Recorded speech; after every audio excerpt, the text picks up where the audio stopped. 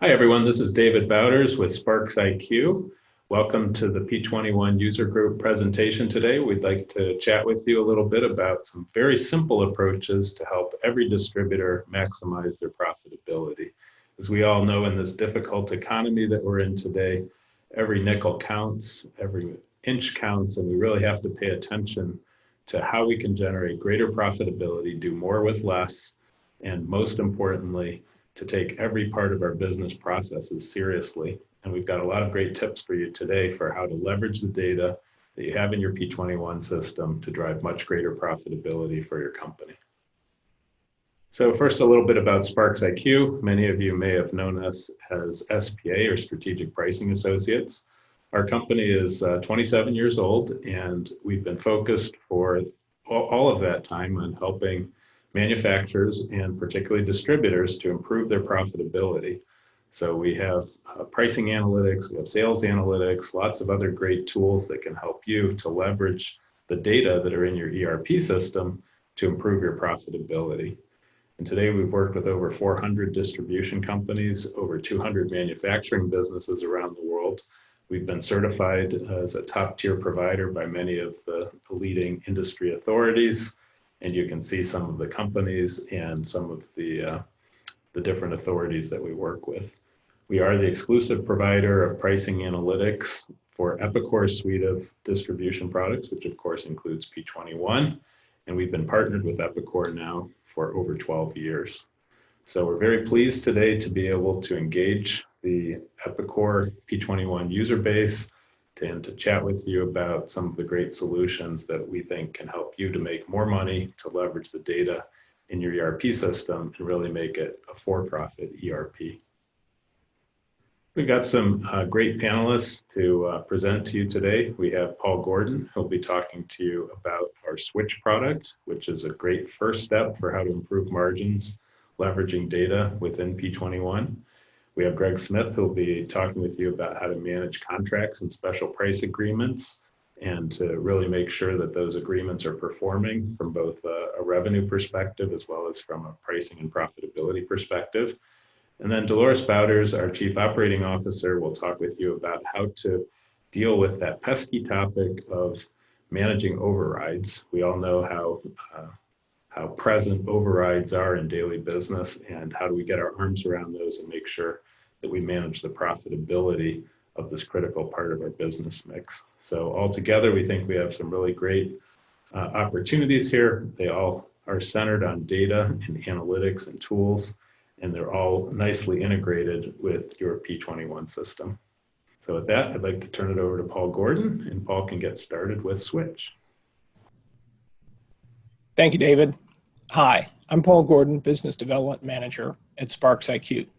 And I'd like to talk with you about some trends we see in pricing and some ideas around the first steps for improving pricing and efficiencies. Let me ask you, what are you doing with the invoice and sales data that you have to gain actionable intelligence, and how is that helping right now?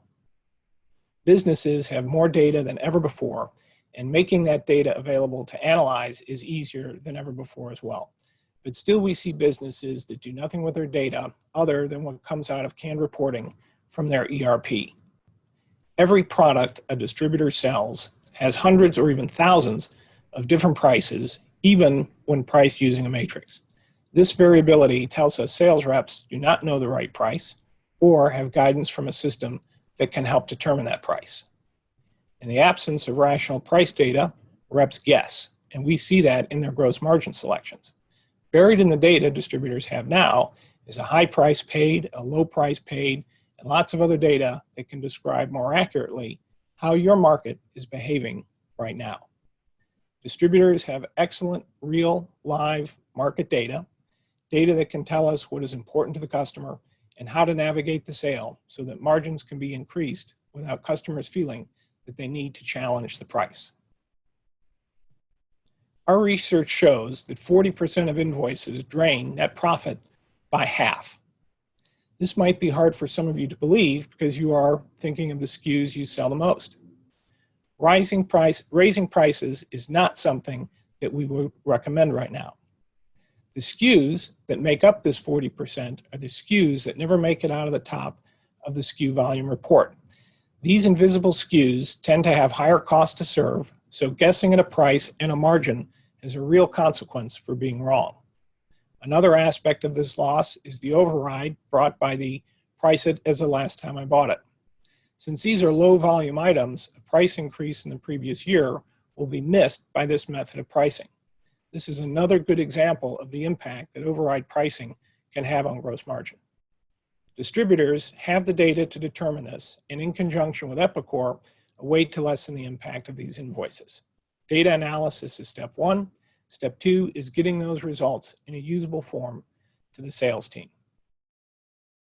More of our research shows favorites at numbers ending in zeros and fives. This is a graph of gross margin percentages as a percent of sales. Here, the favorite margin is 20%. Many of the distributors that we talk to want their sales reps to have a level of autonomy to set the price for a specific sale.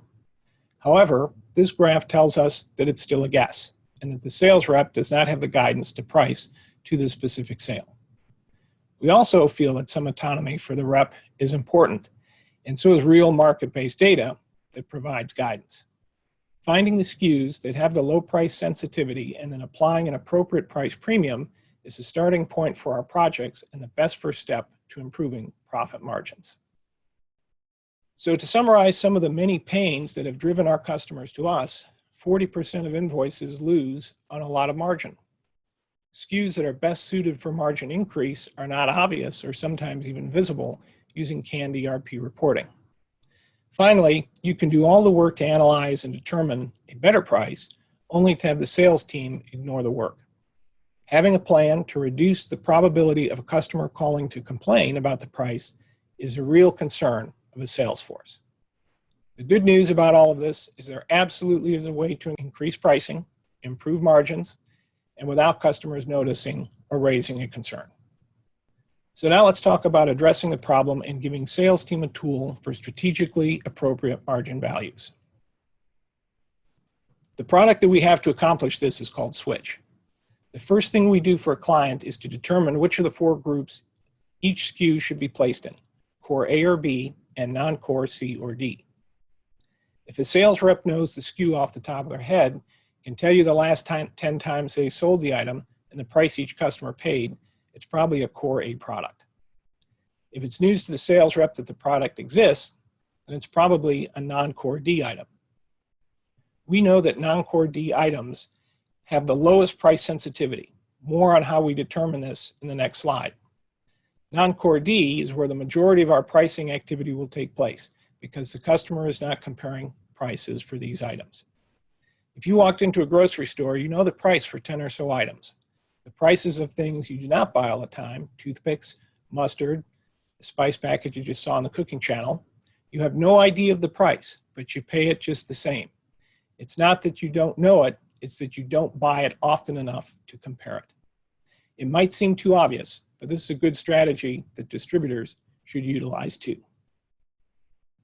This is where native integration to Epicor really pays off. First to analyze, then to utilize. We have found a real drop-off in matrix utilization when sales reps have to change the way they do things. Native integration means no change for sales reps. For the best result, every SKU needs a sensitivity rating and a specific premium. Leaving this at the group level absolutely leaves margin dollars on the table. We measure each SKU against 12 factors to determine price sensitivity and then give the right price premium for each SKU. This is all based on your existing invoice data that is in your ERP right now. Now is about the time people start thinking about a do-it-yourself project. Keep in mind our 25-year head start on our process. But think about as well, analyzing data and utilizing results is still just a start. Tracking the process to know if you have a problem or just a loudly complaining customer or sales rep is a critical point you need to know about before executing a change in pricing. Native integration to Epicor helps us provide results tracking and is included in our process. This is a high-level look at the reporting our customers see.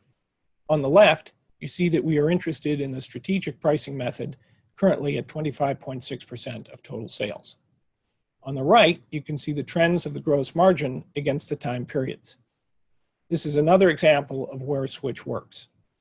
Matrix or strategic pricing is the path of least resistance for sales reps and customers. For contracts, overrides, and exceptions, there is someone else in the pricing process. For matrix pricing, it's the price on the screen and then what the sales rep is going to add or discount. Affecting that starting number and still allowing the autonomy of the sales rep is how we help keep change management to a minimum. This customer has been with us for a few years now and is continuing to show improvement. Pricing is no place for a disruptive process. Small changes over time is what makes this successful. Of course, we can still drill down to see sales rep performance, who's doing well with strategic pricing and how that improves their results. We can also see individual SKU performance and even provide a modeling area to review and confirm pricing ideas. We call Switch the best first step in pricing analytics because the process with Epicor clients is very fast, less than 30 days in many cases. Significant, 200 basis points in this example. I think best of all, not disruptive to clients, sales reps, or your customers. Fixing pricing inefficiencies is often thought of as a time-intensive and difficult task. It's a foundational part of your business, and many people are often involved. That's why Switch is focused on determining price sensitivity. It's the best first step. We do have plenty of giant Fortune 500 clients, and we have plenty of customers like this one, a $15 million a year HVAC distributor. Pricing analytics is no longer a luxury afforded only to those with very expensive research departments. It's a necessity for every business to use the data they have available to them now to make good decisions in uncertain economic times. For more information about our first best step, Switch, please visit our website. We've developed a group of sliders to see if Switch is right for you. And remember, the minute you flip the switch, you'll start seeing results. My colleague, Gregory Smith, is now going to talk about contract management. Thank you, Paul. Hello, everyone. My name is Greg Smith, VP of Strategic Accounts and Partnerships at SPARXiQ. I want to talk to you today about contract management. So let's start off with really what is a contract, right? So fundamentally, it's any special pricing record, or in P21, as we know, price pages that are outside your normal matrix pricing. So some examples might be what we call CSPs, or customer-specific pricing. Other examples might be SPAs or CPAs, depending on which acronym you use. Now, those are nothing more than agreements that are tied between the manufacturer and directly with your end customer. Or it simply just could be customer contracts. And what we know is for a lot of distributors, it can equate to 30 to 60% of revenue. And what we also know is that our data indicates that unmanaged contracts or agreements year over year have an impact of between 100 and 200 basis points decrease in margin. So let me restate that. Contracts that are unmanaged year over year can have a decrease in margin of between 100 and 200 basis points. Some might be more, some might be less. But the key takeaway here is that contracts that are unmanaged reduce your profitability. So, why the concern, right? Other than obviously reduced profitability, why the concern?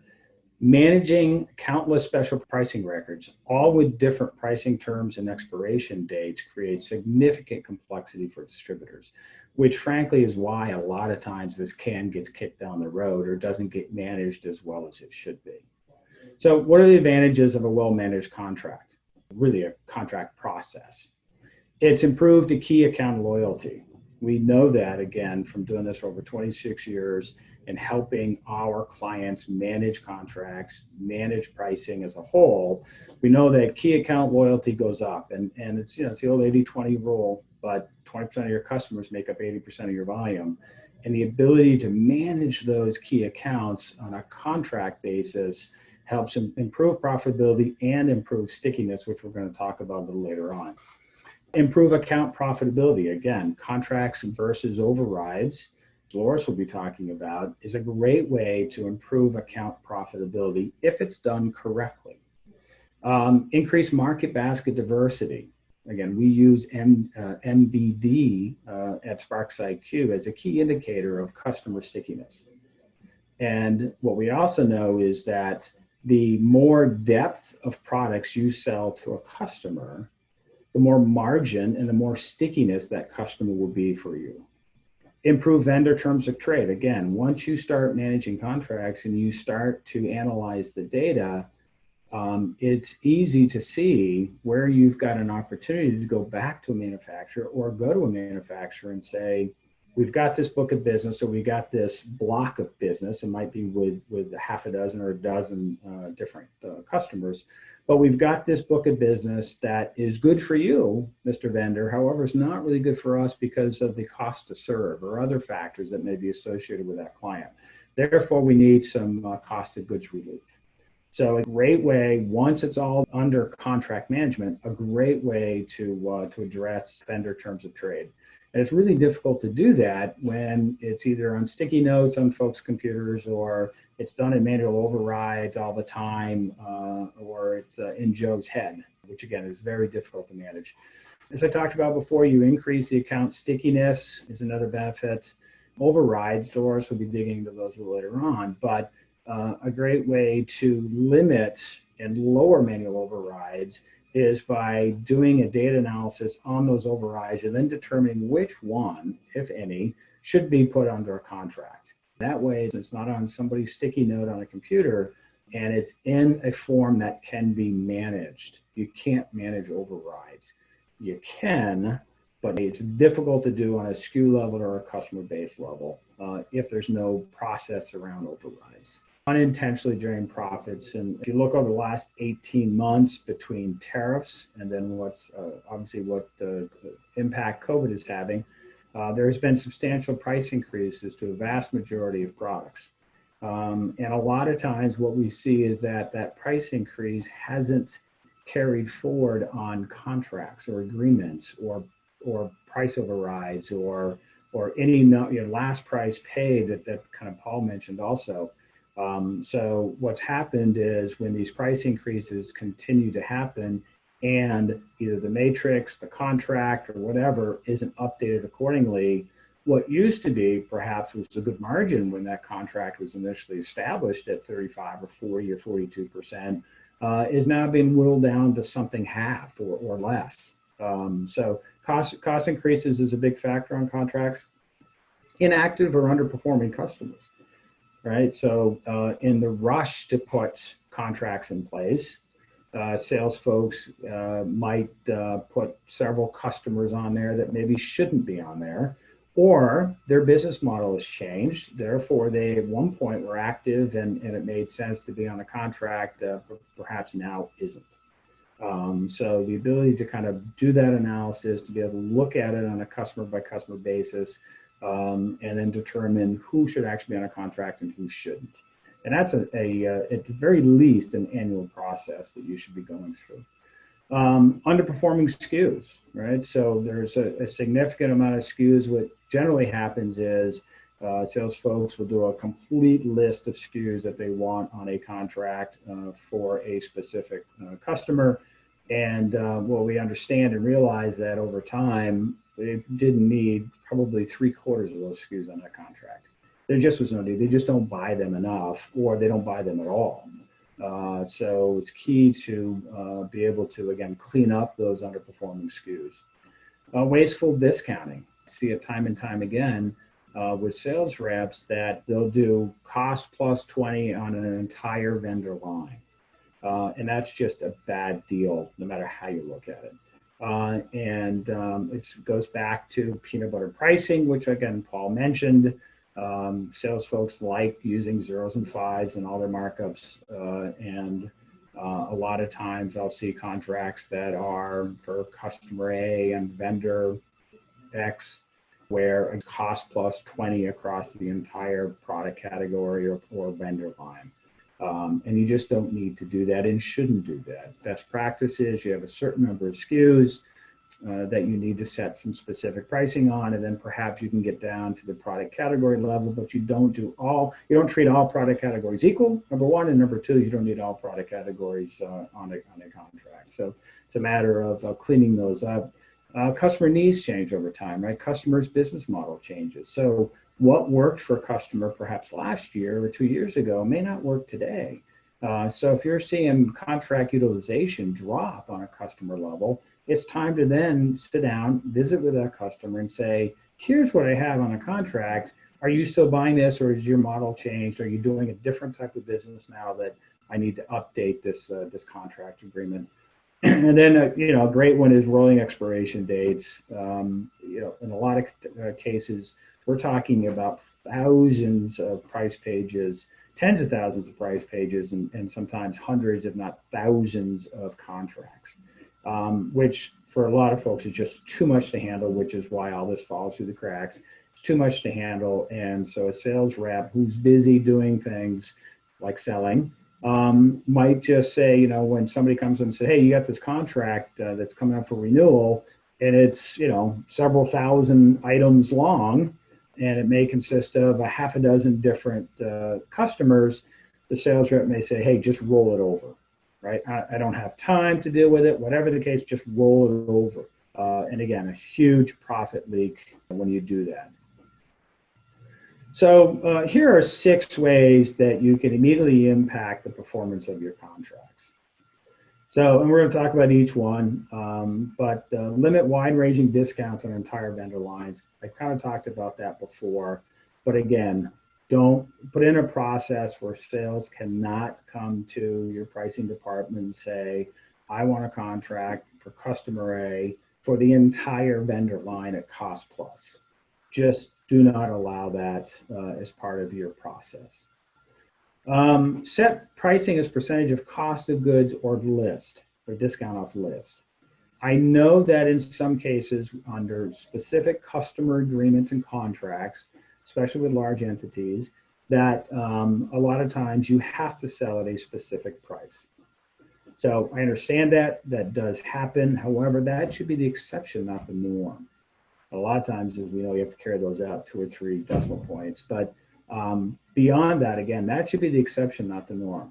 Because when you do that, any price increase that happens to be that you happen to receive will not get carried over in the new contract pricing.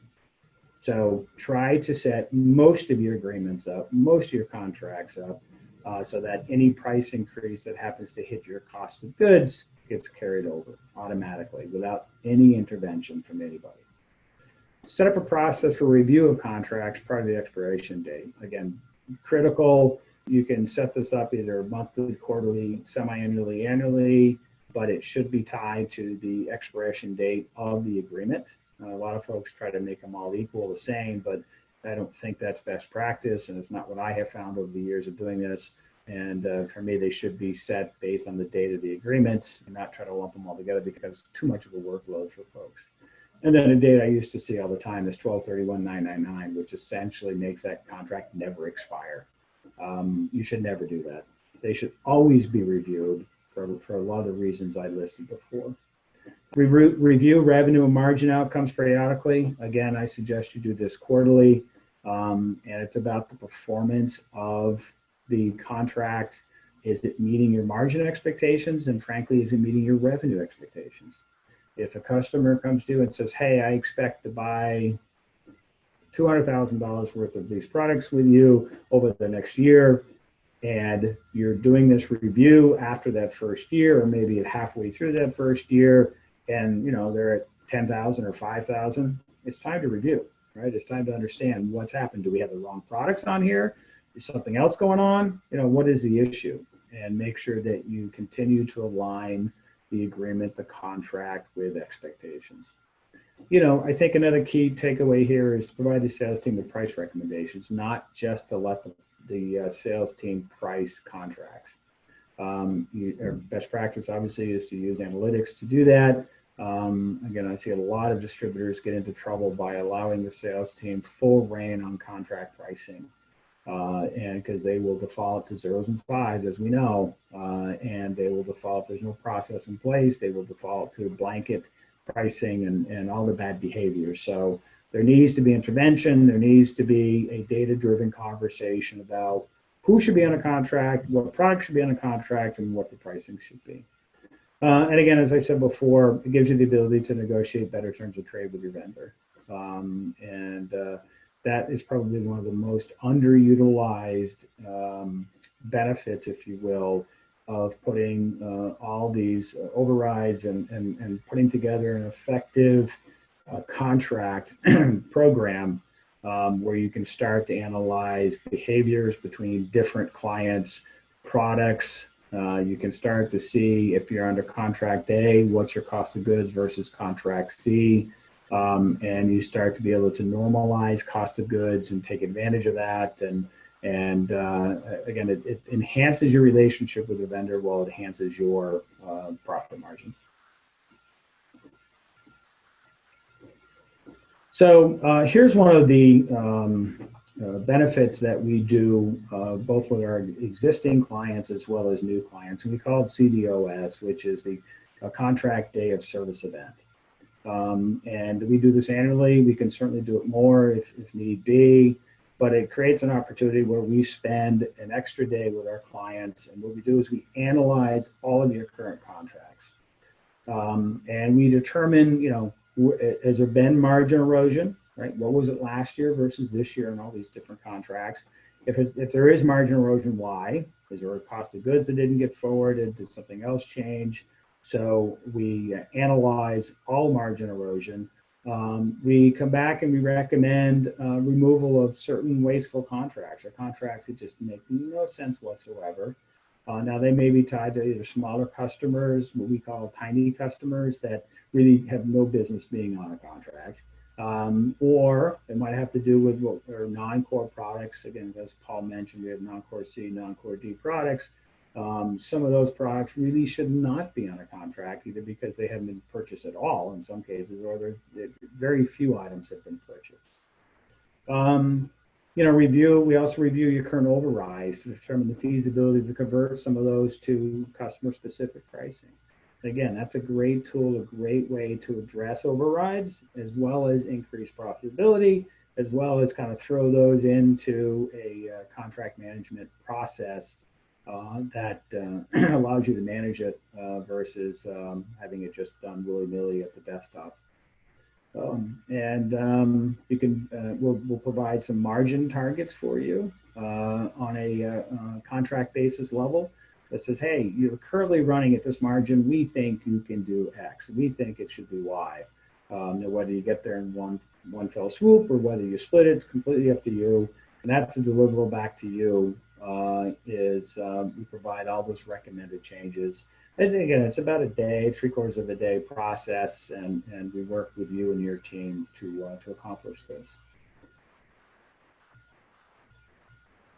So finally, CDOS is available to all current SPARX clients, and it's included part of our existing agreement.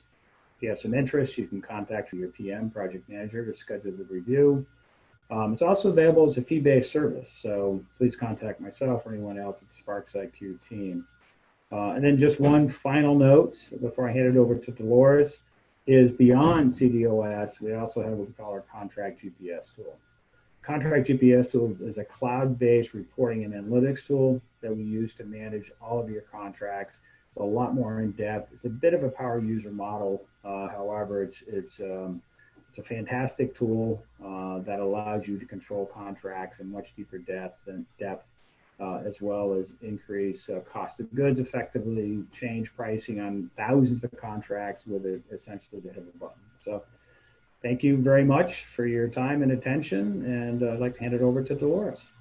Thank you very much. So I'd like to talk to everyone today about taking control of manual price overrides.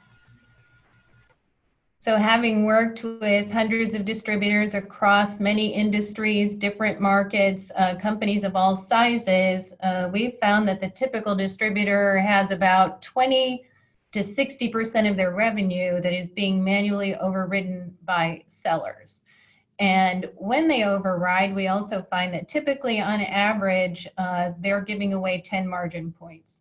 So in other words, the margins on those manually overridden transactions tend to be 10 margin points below the standard pricing or other methods that are typically used by distribution.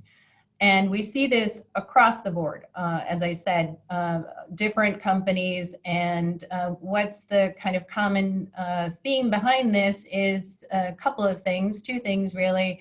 It is human behavior and tendency to treat pricing this way. And the other is a lack of processes. And we'll talk about both of those and some ways that you can begin to address those to your advantage and to tackle this important opportunity. So if you think about it, that 10 margin points really translates into about $100,000 in every $1 million worth of revenue that gets overridden.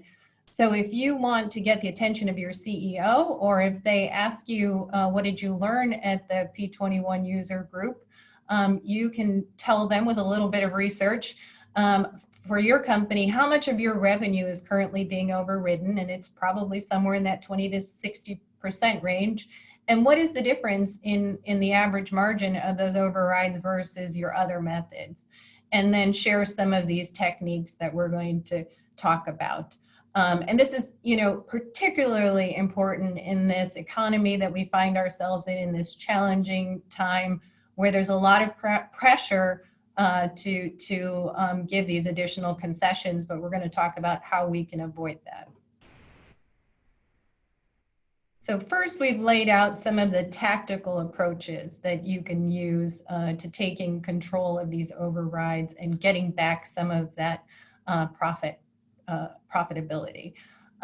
First, we'll talk a little bit about the importance of having pricing standards. In the absence of having those standards and guidelines, people are going to resort to override pricing. Then we'll also talk about everyday low pricing and the role that that can play in eliminating some of that pressure, alleviating some of that pressure.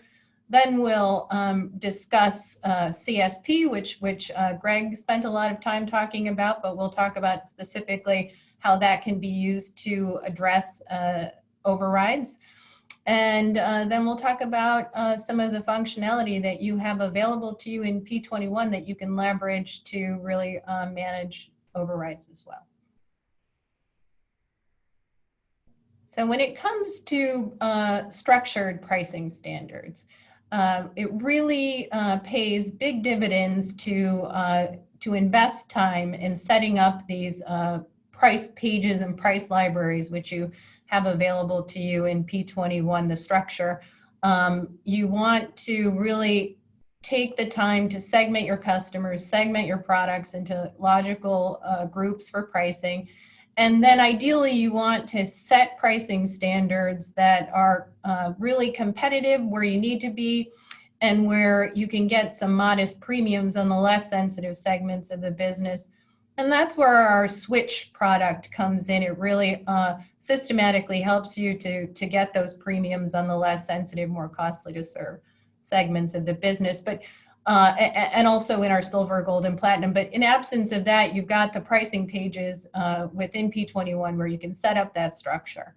And remember to always use standard cost. And standard cost, which doesn't automatically pass along any of that preferential pricing that you get from special buys. And also to pad that cost a little bit wherever you can with things like inbound freight. Those pennies here and there really add up and help you to be more profitable.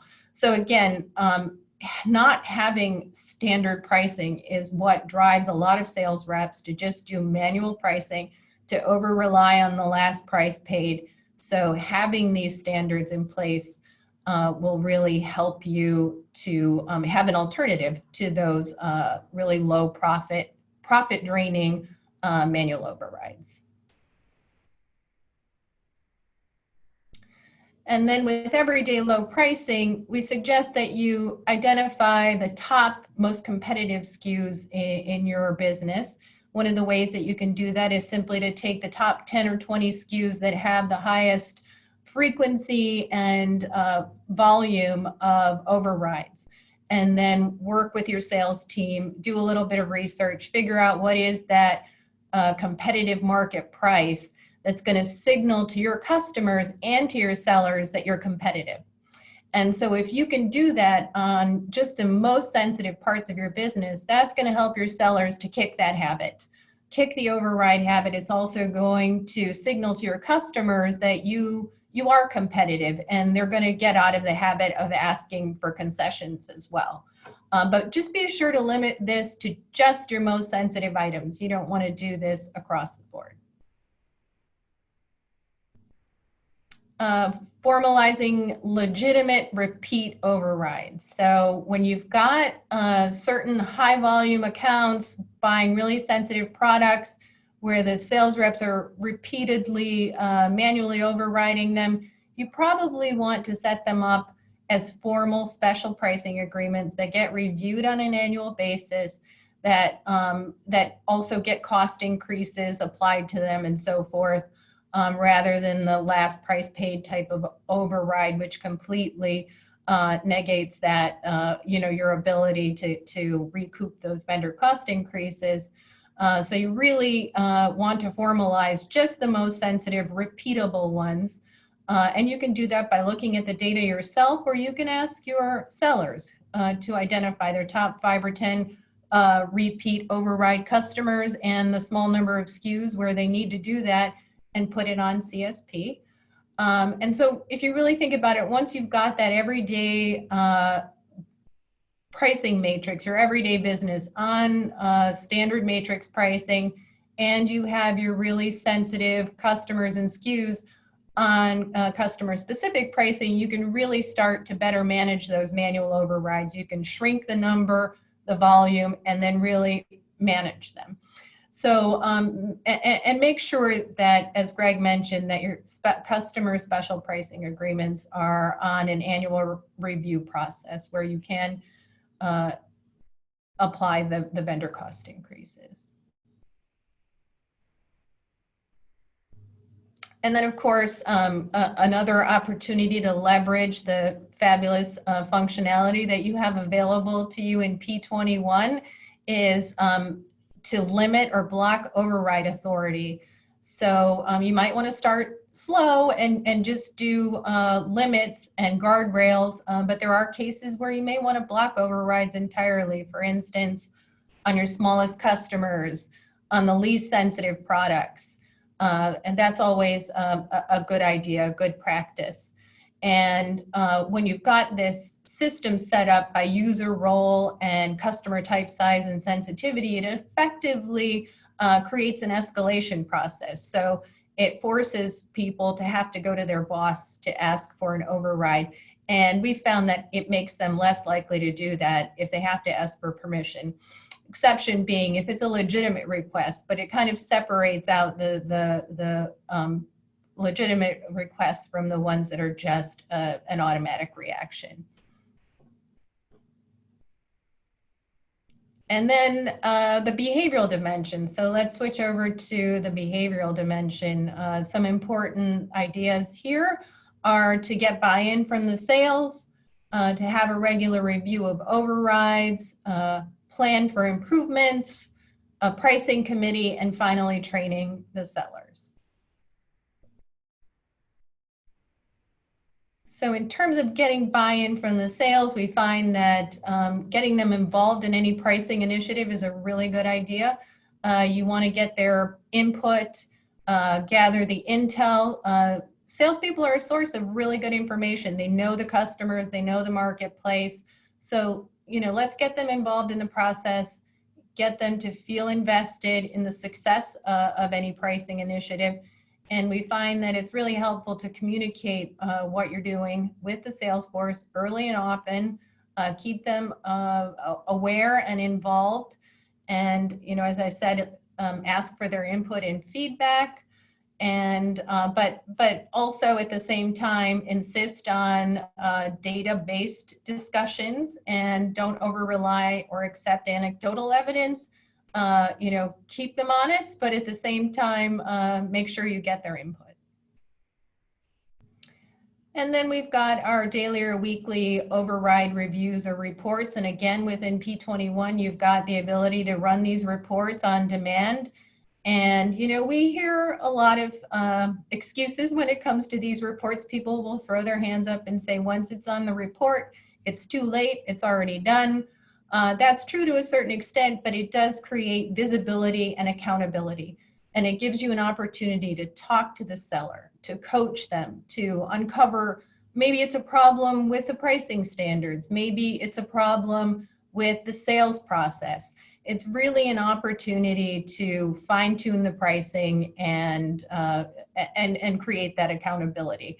And please tell them to stop using the last price paid. Account level improvement plans.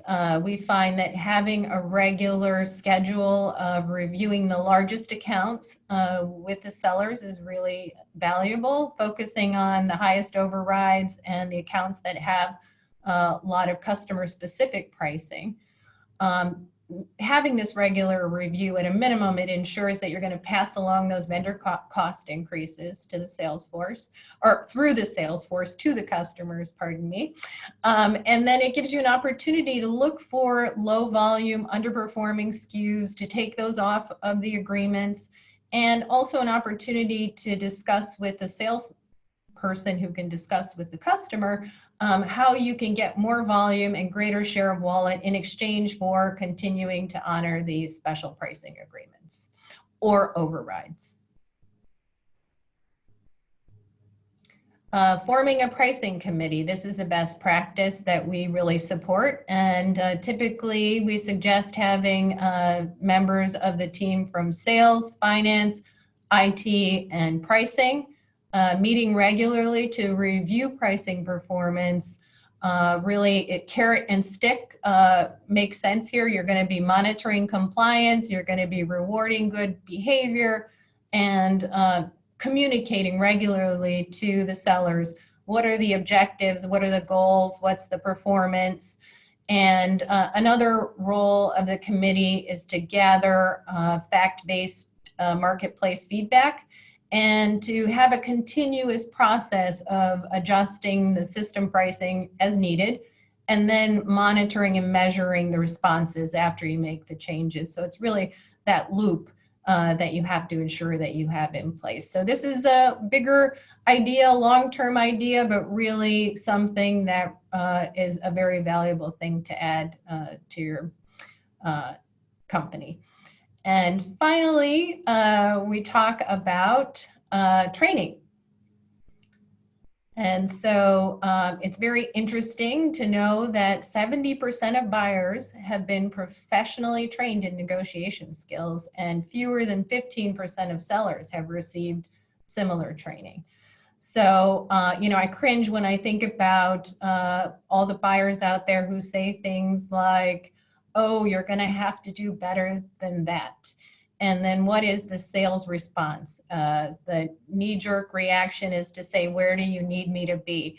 And you know, from there, it's just taking candy from a baby, because they'll match the price that the buyer is asking for. And having training and reinforcements that help your sellers to recognize these buyer tactics, these very highly trained buyers, and then responding appropriately is very important. You want to remind your sellers to sell on value, to aim high, to leave room for negotiation, and to ask for something in return. And in addition to that, you want to be really watchful of those zeros and fives, margins or discounts that end in zeros and fives. You know, salespeople will swear up and down that they're doing market pricing, but if you look at the numbers, you'll find that it's really magic margin or magic discount pricing, because all of those numbers end in zeros and fives. And that's a really good coaching and training point to help them see the error of their ways. And finally, one thing that we think is really a great tactic is to provide the sales reps with talking points and scripts and things like that that they have available when you have a price increase, or have any kind of price change in the marketplace to help support them. At SPARXiQ, we offer negotiation training. We also have a library of talking points and scripts that we can share with you that you can then share with your sellers to equip them in this battle for margin. So with that, I'd like to thank everyone for attending this webinar, and we will be reaching out to you to follow up and see what kinds of questions or things we can help you with. In the meantime, if you want to reach out to us, please send an email to hello@SPARXiQ or visit our website. We'd be happy to talk to you and help you with any opportunities that we've identified today. So thank you very much.